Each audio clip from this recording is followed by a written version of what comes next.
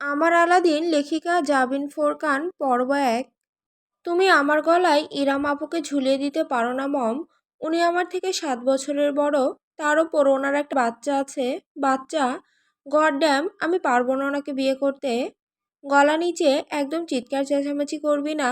পরিস্থিতির জটিলতা বোঝার চেষ্টা কর। কিচ্ছু বুঝতে চাই না আমি, কিচ্ছু না। ফর গড সেক, এটা আমার জীবন, সরকারি খেলার মাঠ না। তুমি একজন প্রাপ্তবয়স্ক ছেলের সঙ্গে এভাবে জবরদস্তি করতে পারবে না। আমি কোনোদিন ইরাম আপুকে বিয়ে করব না, কোনোদিন না। আমার কথাটা একবার।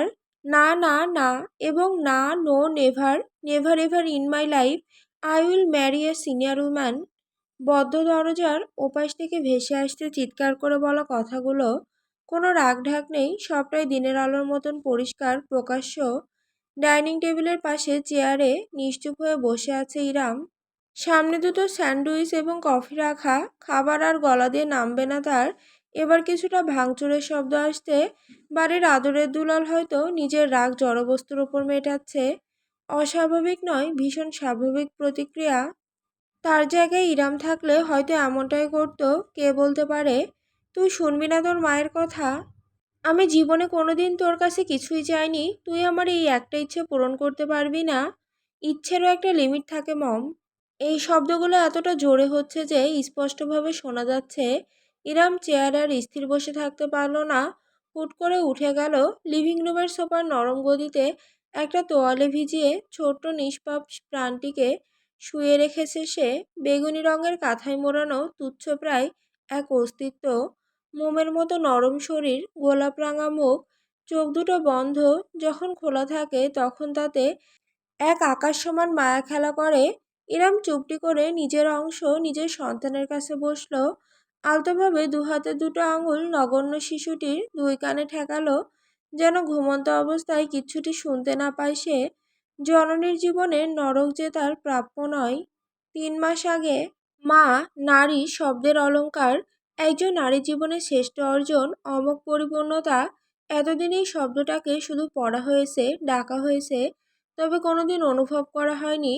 আজ মাতৃত্বের প্রবল জোয়ারে ভেসে গিয়েছে ইরামের হৃদয়াঙ্গন। দুপুরের দিকে ডেলিভারি হয়েছে তার। এখন সন্ধ্যাবেলা। হাসপাতালের কেবিনে শীতল বাতাস আরামদায়ক চাদরে মুড়িয়ে রেখেছে তাকে। মাত্রই দীর্ঘ এক ঘুম পেরিয়ে জেগে উঠেছে সে। বর্তমানে একদৃষ্টে চেয়ে আছে বিছানার ঠিক পাশেই লাগোয়া বেসিনেটে রাখা নবজাতকের দিকে। চেয়ে আছে সে, চোখ ফেরাতে পারছে না।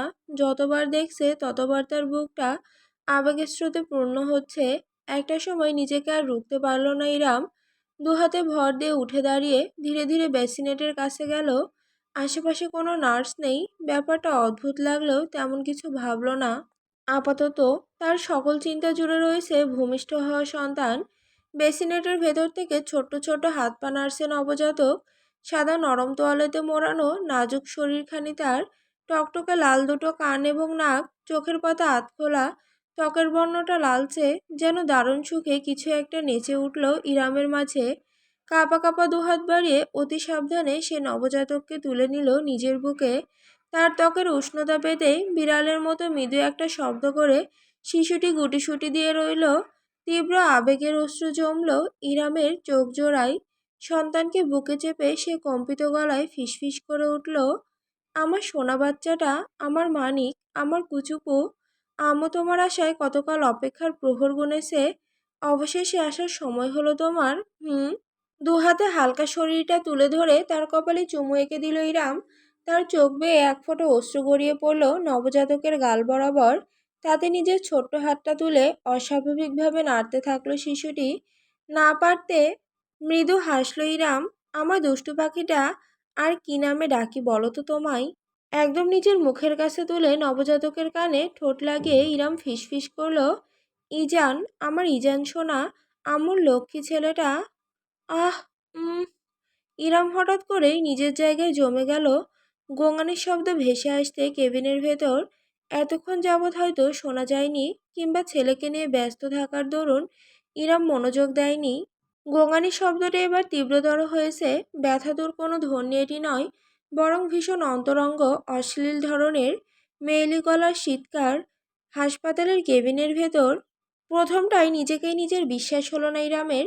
দুপুরে ডেলিভারি হলো নর্মাল ডেলিভারি, শরীরের ধকলের কারণে হয়তো কল্পনা করছে।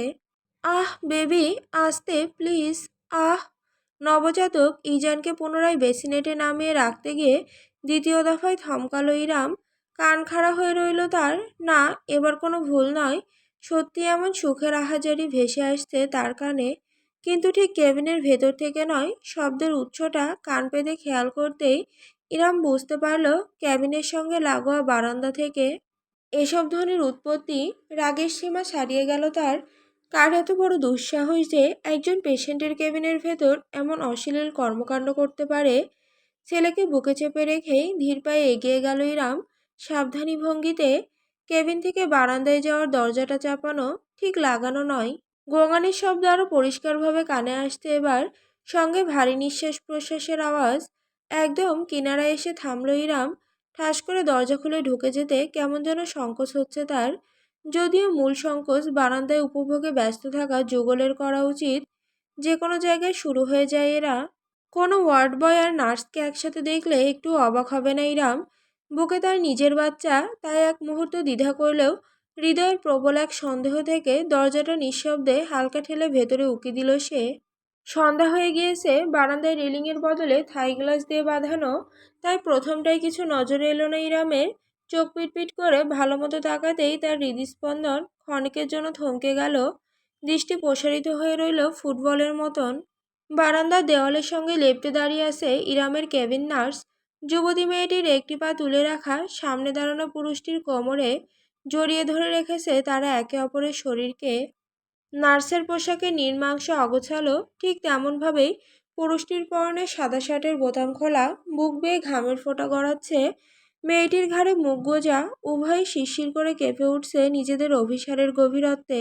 ইরাম অবাক হলো না, সরেও গেল না, শুধু স্থির দাঁড়িয়ে থাকলো নিষ্প্রাণ এক পুতুলের মতো। তার বুকে কুইকুই করে উঠল ইজান, অথচ নব্যজননী সেই শব্দটুকু শুনতে পেল না। তার দুই নয়ন আবদ্ধ এক যুগলের অভিসার পানে, যেখানে থাকা পুরুষটি তার স্বামী, তার সন্তানের জন্মদাতা পিতা অরণ্য মির্জা সওদাগর। ইরাম যে দরজায় এসে দাঁড়িয়েছে সেটা অরণ্য টের পেয়েছে। লোকটা তার গায়ের গন্ধ অবধি কিভাবে যেন শুকে ফেলে। নার্সের ঘাড়ে গুজে রাখা মুখটা সে সামান্য একটু তুলল। একজোড়া শকুনে দৃষ্টি মিলিত হলো ইরামের সঙ্গে। অরণ্যর অসম্ভব সুদর্শন মুখমণ্ডল জুড়ে ঘামের ফোঁটা চিকচিক করছে মুক্তার দানার মতন। উজ্জ্বল ফর্সা ত্বকে অভিসারের তপ্ততায় ফুটে উঠেছে লালচে বর্ণ। চোখ জোড়া কালোই, তবে তাতে জলজল করছে এক জনমের ক্ষুধা। সরাসরি ইরামের দিকে তাকেই নার্সের শরীরে আরো গভীরভাবে ঝুঁকল সে। তার গভীরতম ছোঁয়ায় উন্মাদ যুবতী নার্স ঢলে পড়ল, কেঁপে কেঁপে উঠে অরণ্যের পিঠ খামছে ধরল। আহ, ইয়েস বেবি, মার্ক মি, হা হা। অরণ্য ঠোঁটে তীর্যক হাসি ফুটিয়ে নার্সের ঠোঁটজোড়া দখল করে নিল।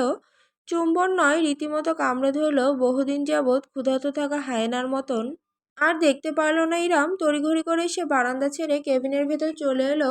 কোনো মতে হাতের কাঁপুনি ঠেকে ছোট্ট ইজানকে সে পুনরায় বেসিনেটে রেখে দিল। অতঃপর নিজের বিছানায় ধপাস করে বসে রইল রোবটের মতো। ঠিক কতটা সময় একইভাবে পার হলো ঠাহর করতে পারল না সে। মাথার ভেতর দপদপ করছে তার, ভারী নিঃশ্বাস ফেলছে, বুকটা চেপে আসছে ব্যথায়। আজকের দিনটা অন্তত তাকে রেহাই দেওয়া যেত। আজ তাদের সন্তানের জন্মদিন। কিছুক্ষণ বাদে কেবিনে ঢুকলো কেবিন নার্স, পরিষ্কার পরিপাটি। ইরামকে ঘুমিয়ে থাকার বদলে বিছানায় বসে থাকতে দেখে নার্স এক লহমার মতন থামকালো পরক্ষণেই।